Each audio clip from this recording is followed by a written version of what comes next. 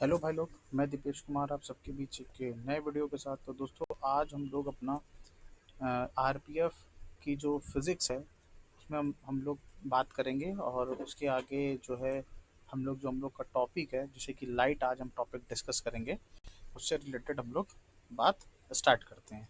तो चलिए दोस्तों, आज हम लोग का पहला टॉपिक है लाइट यानी कि प्रकाश। इसमें हम लोग चीज़ों को देखेंगे और हाँ दोस्तों, इसके साथ साथ नोट्स के साथ साथ मतलब थ्योरी कवर करने के बाद हम लोग क्वेश्चन की भी प्रैक्टिस करेंगे। तो चलिए स्टार्ट करते हैं। सबसे पहले हम लोग बात कर लेते हैं प्रकाश का परिवर्तन। ठीक है, प्रकाश का परिवर्तन देखो क्या क्या होता है। जैसे कि प्रकाश का किसी सतह सतह से टकरा कर पुनः लौटना प्रकाश का परावर्तन कहलाता है। ठीक है, मतलब कि मान लीजिए जैसे कि कोई लाइट है, ये कोई एक सरफेस है, सरफेस पर इसे मान लीजिए ये कोई सरफेस है और ये हमारी लाइट आ रही है और सरफेस से टकरा कर और ये रिटर्न हो गई इस तरह से। ठीक है, इस तरह से टकरा कर और ये रिटर्न हो रही है। तो ये हमारा क्या कह रहा है कि प्रकाश का परावर्तन कहलाता है। ठीक है दोस्तों, आई होप सो आपको ये बात समझ में आई होगी। ठीक है, आगे बढ़ते हैं, आगे देखते हैं प्रकाश के परावर्तन। जैसे कि ये देखिए एक दर्पण है, ठीक है, समतल दर्पण है।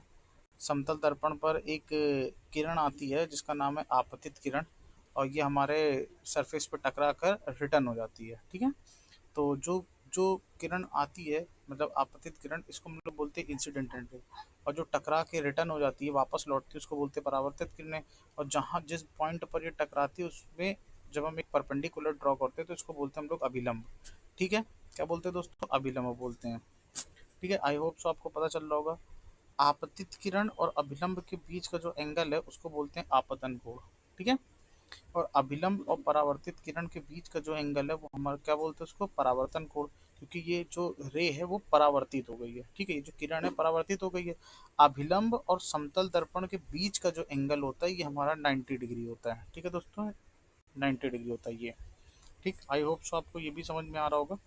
ठीक है, तो यानी कि एंगल आई जो है वो हमारा आपतन कोण है और एंगल आर जो है वो हमारा परावर्तन कोण है। तो आई होप सो आपको ये समझ में आया होगा कि प्रकाश का परावर्तन क्या होता है। प्रकाश का परावर्तन का मतलब ही यही होता है कि प्रकाश का किसी सतह से टकराकर पुनः लौट जाने की प्रक्रिया को ही हम लोग क्या बोलते हैं? प्रकाश का परावर्तन कहते हैं। ठीक है दोस्तों, आई होप सो आपको ये समझ में आया होगा। आगे बढ़ते हैं, अब आगे देखते हैं परावर्तन के नियम। तो देखिए परावर्तन के नियम क्या क्या होते हैं। तो देखिए परावर्तन के दो नियम है। ठीक है, पहला नियम क्या होता है, जैसे कि ये दर्पण है हमारा समतल दर्पण, तो इस पे आपतित किरण, परावर्तित किरण और अभिलंब, ठीक है, तीनों जो होते हैं हम लोगों के, तीनों जो होते हैं वो हमेशा एक ही तल पर होते हैं, मतलब कि एक सरफेस पे होते हैं। ठीक है, आई होप सो आपको समझ में आएगा।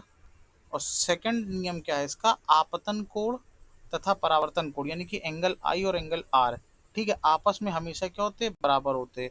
यानी कि angle I is equal to angle R. I hope so आपको ये भी समझ में आया होगा। नेक्स्ट देखते हैं हम लोग, अब इसमें एक नोट पॉइंट समझते हैं कि परावर्तन के नियम सभी तरह के दर्पणों तथा सतहों पर काम करते हैं। मतलब हर तरह का दर्पण हो उस पर जो है हमारे परावर्तन का नियम जो है लगता है। ठीक है, आई होप सो ये भी आपको समझ में आया होगा। नेक्स्ट देखते हैं हम लोग अब। तो नेक्स्ट आता है, तो देखिए दोस्तों इतनी तो बात आपको समझ में आ गई। हमने क्या क्या समझा? प्रकाश का परावर्तन समझ लिया और परावर्तन के दोनों नियम समझ लिया। देखिए इसमें मैं थोड़ा शॉर्ट फॉर्म में ही आपको समझाऊंगा, क्योंकि फिर ऐसे तो अगर मैं बहुत ज़्यादा समय लूँगा तो हम लोग का टॉपिक क्लियर नहीं हो पाएगा।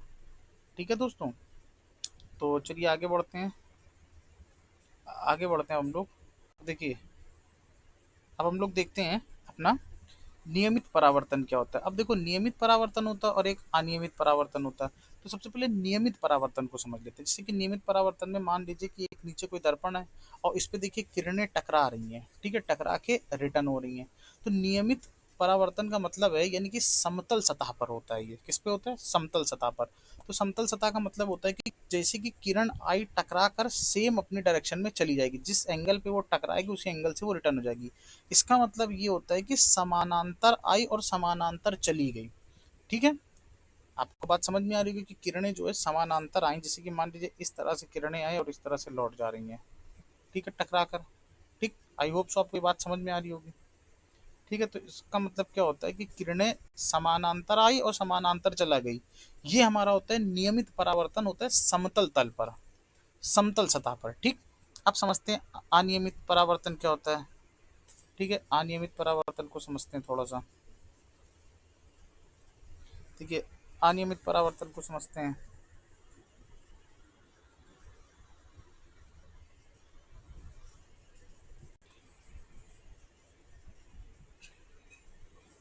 ठीक है, अनियमित परावर्तन को समझते हैं। देखिए, अनियमित का मतलब क्या होता है कि सतह हमारी समतल ना होकर क्या होती है, खुरदरी होती है। कैसी होती है, खुरदरी सतह होती है। कैसी होती है, खुरदरी सतह। तो अब देखिए, यहाँ पे जो हम लोग की सतह थी वो चिकनी थी, और यहाँ पे देखिए मेरी इरेगुलर फॉर्म में है, मतलब कि खुरदरी है इस तरह से। ठीक है, अब मान लीजिए इस पे किरण आई, टकराई, और इसका जो पाथ है वो चेंज हो गया, मतलब किसी और डायरेक्शन में चली गई। मान लीजिए ये टकराई और ये कहीं और चली गई, मान लीजिए ये टकराई, ये कहीं और चली गई। तो मतलब ये इरेगुलर पैटर्न पे है। ठीक है, मतलब कि एकदम एक जैसी नहीं, जिस तरह से आ रही उसी तरह से जा नहीं रही है। मान लीजिए आ किसी और एंगल से रही है, जा किसी और एंगल से रही है। ठीक है, बात आप समझ गए होंगे ये भी। तो इसका मतलब ये होता है कि समानांतर और असमान तरीके से चली गई, लेकिन एंगल दोनों में बराबर होंगे। ठीक है, एंगल इसमें भी बराबर थे, एंगल इसमें भी बराबर है। आई होप सो आपको ये भी समझ में आया होगा नियमित परावर्तन क्या होता है और अनियमित परावर्तन क्या होता है। ठीक है, आगे बढ़ते हैं हम लोग। अब आगे देखिए, थोड़ा सा न्यूमेरिकल देखते हैं, इससे रिलेटेड एक छोटा सा न्यूमेरिकल कभी कभी पूछ लिया जाता है एग्जाम में। ठीक है, बहुत बहुत ज़्यादा टफ नहीं है, नॉर्मल है। देखते हैं। अब जैसे कह रहे हैं कि क्वेश्चन है कि क्वेश्चन ये है कि प्रकाश की एक किरण समतल दर्पण से 20 का कोण बनाते हुए टकराती है। ठीक, समतल दर्पण से 20 का कोण बनाते हुए टकराती है, और आपतित किरण व परावर्तित किरण के बीच के एंगल। अब देखिए दोस्तों, ये मान लीजिए कोई दर्पण है, ठीक, इस तरह से। ठीक, और ये हमारा कुछ कोण है। ठीक है, आपतित किरण आई, परावर्तित होकर चली गई। ये हमारा अभिलंब है। अब कह रहा है प्रकाश की एक किरण समतल दर्पण, प्रकाश की एक किरण समतल दर्पण, दर्पण हमारा ये इसके साथ कितने डिग्री का कोण बना रही है, 20 डिग्री का। तो अब देखो, आपको हमने बताया था कि अभिलंब और समतल दर्पण के बीच का जो एंगल होता है 90 डिग्री होता है। अगर ये एंगल 90 डिग्री का है और ये एंगल 20 का, तो बचा हुआ एंगल कितने डिग्री का होगा, 70 डिग्री का होगा। और हमने आपको बताया था कि एंगल आई और एंगल आर हमेशा बराबर होते हैं, तो ये भी 70 हो जाएगा। ठीक है, तो ये टोटल एंगल कितने का हो गया, 140 डिग्री का हो गया। तो आई होप सो आपको समझ में आया होगा। ठीक है दोस्तों, तो ये पूरा एंगल जो है हमारा कितने डिग्री होगा, 140 डिग्री का हो गया। यही हमारा आंसर है। ठीक है दोस्तों, कितने डिग्री का हो गया, 140 डिग्री का हो गया। देखिए दोस्तों, जगह थोड़ी कम है, इसलिए हम जो है इसको रफ करते रहे। ठीक है, आई होप सो आपको ये भी समझ में आ गया होगा। नेक्स्ट बढ़ते हैं आगे की तरफ। अब देखिए, अब बात कर लेते हैं हम लोग विचलन कोण की। इसकी बात करते हैं, विचलन कोण। ये विचलन कोण होता क्या है। ठीक है, तो चलिए स्टार्ट करते हैं इसको भी। देखिए, विचलन कोण हमारा होता है कि जैसे कि मान लीजिए कि ये कोई दर्पण है। ठीक है, डायग्राम मैंने बना के रखा हुआ समझाने के बाद। ये मान लीजिए मेरा कोई दर्पण है। ठीक है, अब इस पे हमारी आपतित किरण आती है।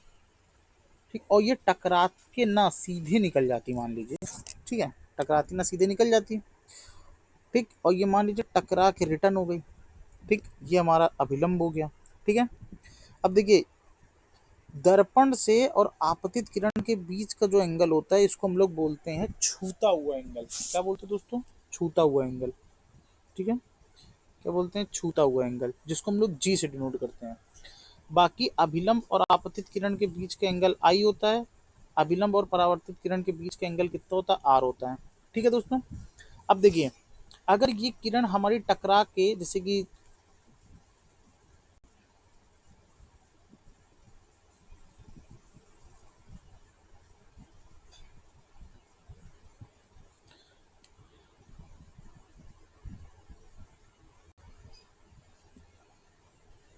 ठीक है दोस्तों, मान लीजिए ये टकरा गई है किरण हमारी। अब ये मान लीजिए डॉट डॉट करके आगे बढ़ जाती, कुछ इस तरीके से टकराती ना। तो देखिए, तो ये अगर किरण एक बार में निकल जाती सीधे, तो उसका और परावर्तित किरण के बीच का जो एंगल होता है, इसको हम लोग बोलते हैं विचलन कोण। क्या बोलते हैं, विचलन की किरण कितना परावर्तित हुई। अगर ना टकरा के ना जाती, तो परावर्तित होके और ना परावर्तित होके बीच का जो एंगल है, उसी को हम लोग बोलते हैं विचलन कोण। ठीक है, तो अब देखिए, चलिए हम लोग डायग्राम से समझते हैं। ठीक है, तो देखिए दर्पण और इंसिडेंटल रे के बीच का जो एंगल है वो हमारा क्या है, ठीक है, ये नॉर्मल, ठीक है, वो हमारा जी है। तो जी को हम लोग बोलते हैं छूता हुआ कोण, जिसको बोलते हैं ग्लांसिंग एंगल। क्या बोलते हैं? Glancing angle. और डेल जो होता है हम लोग का वो विचलन कोण होता है। ठीक, अब चलिए इसको प्रूफ करते हैं। अब जैसे कि मान लीजिए एंगल आई, अब ये देखिए अगर इस लाइन को हम लोग एकदम स्ट्रेट लाइन मान लेते हैं तो एंगल आई, एंगल आर और एंगल डेल, इन तीनों एंगल का जो सम है वो 180 डिग्री होगा, क्योंकि एक सीधी लाइन है, सीधी लाइन पे जितने भी एंगल होते हैं वो हमारे 180 डिग्री के होते हैं। ठीक है दोस्तों, अब देखिए, अब हमने अभी पढ़ा हुआ है कि इंसिडेंटल रे, नॉर्मल और आर आर मतलब रिफ्लेक्टेड रेज, ठीक है, इनका जो एंगल आई होता है वो एंगल आर के बराबर होता है। तो अगर हम एंगल आई को एंगल आर के बराबर मान लें या होता है, तो आई की जगह आर की जगह आई रख सकते हैं, कि हमने रख दिया। I i i plus del is equal to 180, i i add होके 2i del is equal to 180 degree हो गए। अब यहाँ से हम डेल का मान निकाल ले, डेल यानी कि विचलन कोण। ठीक है दोस्तों, विचलन कोण का मान निकाल लेते हैं। तो ये हमारा हो जाएगा 180 डिग्री माइनस 2i, इसको हम लोग ने इक्वेशन फर्स्ट मान ली। अब देखिए दोस्तों दोबारा डायग्राम में देखते हैं हम लोग।